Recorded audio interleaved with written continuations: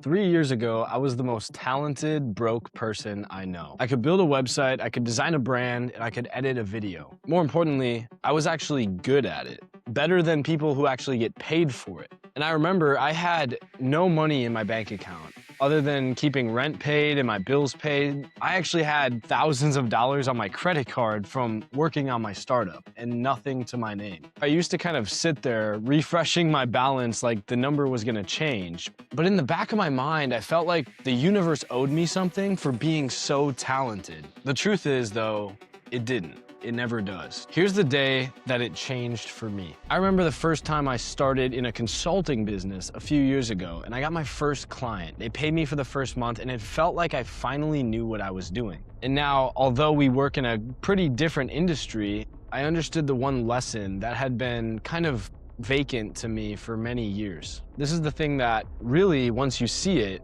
changes everything. So in the next 10 minutes, I'm going to give it to you for free. There's no course, there's no catch attached.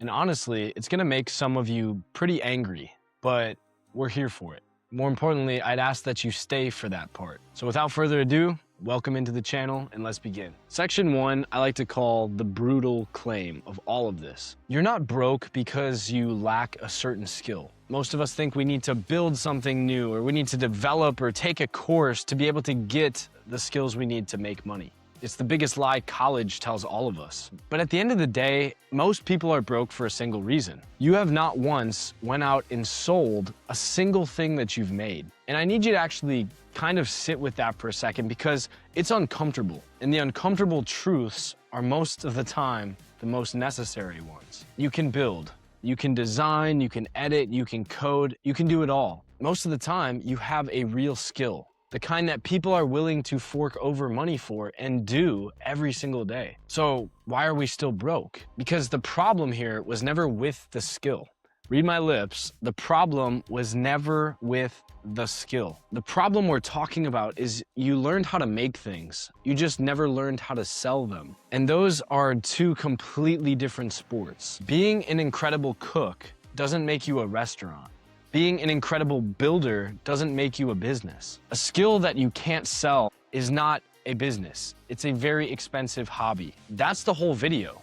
You could even get off now. Everything else I'm about to say is me proving it to you. Now here's the part that I said was gonna make you a little bit angry. Nobody taught you to sell on purpose. Think about who here profits from you staying in the getting ready to sell phase. The course sellers, the gurus, the guy in the rented Lamborghini telling you just need one more course pack. You just need one more program, right? That's a problem because the second you start selling your own work, you stop buying theirs. The entire machine, and even way back to school, was meant to keep you a student forever. A student, though, spends money. An operator makes it. Guess which side of that they want you to be. And they pulled off, honestly, the most expensive lie in this entire industry. They convinced you that selling is dirty, that if your work is good enough, it'll just sell itself, right? It's like go to college because your degree will get you a job because you went to X school. That's not how it works anymore. It's competitive, and you better have a lot more than that to even get out there. But at the end of the day, that is the lie that keeps you poor and keeps them rich. Let me tell you the truth that these people are leaving out from you. The best product on the market does not win. It never will. The best distributed product will, every single time. There is a worse editor, designer, builder out there right now that's making 10 grand a month with the idea you have.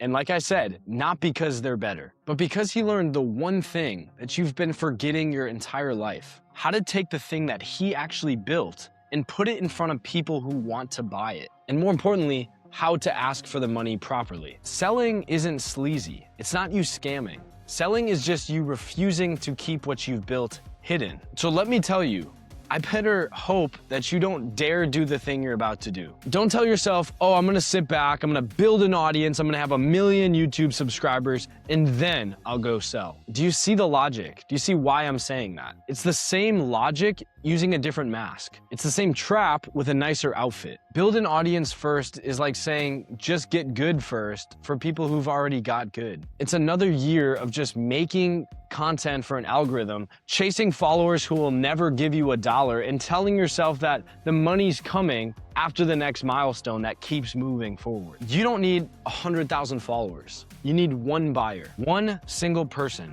standing in the room where people already show up to hire, where they will look at your work and say, how much? It's like you've been trying to build the whole stadium before you even let yourself step on the field. And I'm telling you, please, as I've mistaken, you need to stop. The buyers are already standing out on a field somewhere. You just need to go find it. So Caleb, I love the metaphors, but how does this actually work and what do I need to do? I won't let you hold that over me, so I'm gonna tell you exactly what to do.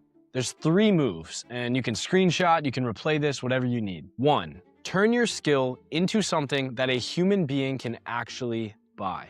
Nobody these days just buys video editing. They buy, I'll turn your podcast into 20 clips that'll get you views for $500, 3 days. A specific offer, a price, and a result. The moment you can say that similar sentence out loud, but for you, you have something to sell, and that's all it takes. Most people never get there because a vague offer and a vague skill seem nice. They're a place to hide. And the second you specify your offer, it can actually get rejected by somebody. And I think most of us want to avoid that feeling. Number 2, put what you've built where buyers actually buy. And I'm not talking about your personal page or your Snapchat where your cousins will see it. A place where strangers specifically show up to hire people like you. Where, like I said, how much is a normal thing to ask. This is the whole game, I promise you. And it's the step that everybody skips because they don't know where to go to find this. That second step is exactly why I founded Altura. It's the marketplace where solo operators list what they do, kind of like Fiverr or Upwork, but specifically for those of you who are building companies. You guys can meet each other, network, and find buyers who show up to hire you. And you get paid without ever chasing anyone or spending $1 because it's free to list. That's it, there's no pitch. I will come back to it at the end of the video, but stay with me. Just know though that the where do I even put this question already has an answer for you. Third, take the first sale, even scared, even underpriced. I remember when I started consulting and the first client I had, I charged them $200 a month because I didn't know what to charge. I could have charged them $500 or $1,000 because they were doing 20 grand a month. But I cared more about the reps, the experience, and I wanted to see the dollars come into the bank account. That's all it took. That confidence carried me into relationships and deals with other buyers who therefore saw that I knew what I was doing. So sometimes it's not always about making the top dollar. It's about getting a yes. And especially the first buyer you get really isn't about the money. It's about crossing the thickest, hardest line in all of business, from being the person who has a skill to the person who gets paid.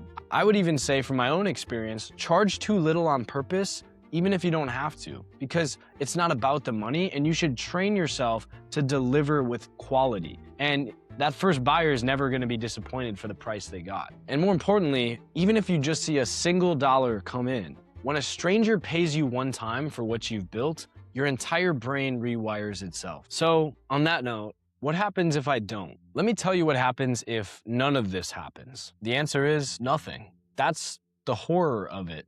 Nothing happens for a really, really, really long time. You stay talented, you stay broke, and you become the most skilled, poor person that you'll ever be in a room with. And the money side, not getting it, that's not even the worst part. The worst part, I think, and I know, is what it does to your head. Because when nobody ever pays you, and more importantly, when you don't give them the chance to, you start to believe yourself that what you're doing doesn't mean anything. And it's not true, but you start using this, well, no one's ever paid me, as proof that you're just not good enough to be out there. It's like saying, well, a fan never cheered for me in the stands, so I don't deserve to be on the field. You're not protecting yourself by staying hidden. You're just building a cage against yourself. And it happens one silent day at a time. The gap between the broke, talented you and the paid you is not a skill. It's not luck.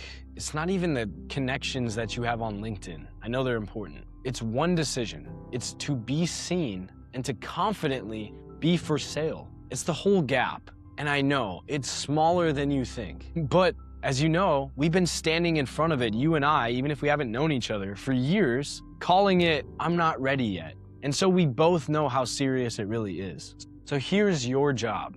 Not this year, this week. I'm not saying tonight because I want to give you a chance to think about it and put it in your calendar. See, I'm a nice guy too.